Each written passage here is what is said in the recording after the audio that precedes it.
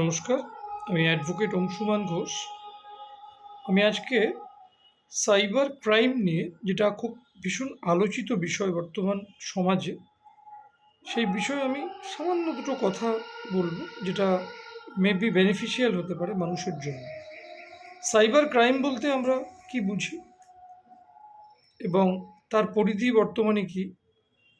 বহু মানুষ যেটা সাইবার ক্রাইমের শিকার হচ্ছেন।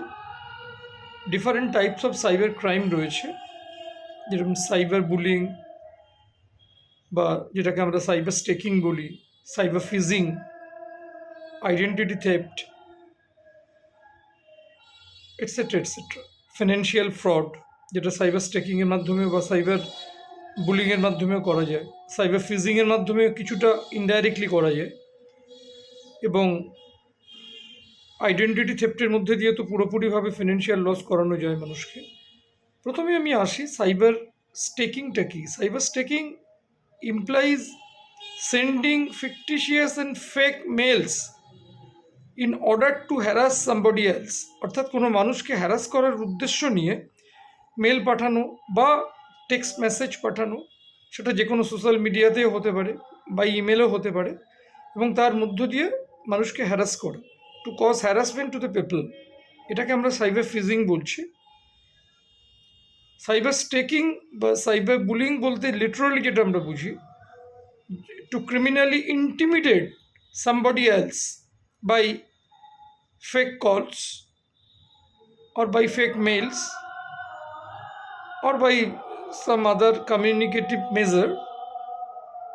অর্থাৎ কোনো কমিউনিকেট কোনোভাবে করা মানুষের সাথে করে তাকে ফেক কলের মাধ্যমে বা টেক্সট মেসেজ ইত্যাদির মধ্য দিয়ে, এবং তাকে ক্রিমিনালি ইন্টিমিডেট করে, এবং যিনি করছেন তিনি নিজেকে ইম্পারসোনেট করছেন এবং ক্রিমিনালি ইন্টিমিডেট করছেন, যাকে করছেন হ্যারাস করছেন। ফেক মেবি যে নিজেকে কোনো ল এনফোর্সিং এজেন্সির কোনো মেম্বার্স বলছেন, মেবি বলছেন কে তোমার নামে ফেক কেস আছে, এটসেট্রা এটসেট্রা, যেটা খুব ফ্রিকুয়েন্টলি আমাদের সারাউন্ডিংসে ঘটছে, এবং যারা সাধারণ মানুষ তারা কিন্তু এতে বিভিন্নভাবে ভীতগ্রস্ত হয়ে, যেহেতু তাদের সেই বিষয়টা অতটা সচেতনতা নেই, খুব স্বাভাবিক জিনিস আইনের বিষয় নিয়ে, তো তারা কিন্তু অনেক সময় অনেক ধরনের ক্ষতির সম্মুখীন হচ্ছেন, এবং অনেক সময় দেখা যাচ্ছে ফিনান্সিয়াল লসেরও তারা সম্মুখীন হচ্ছেন।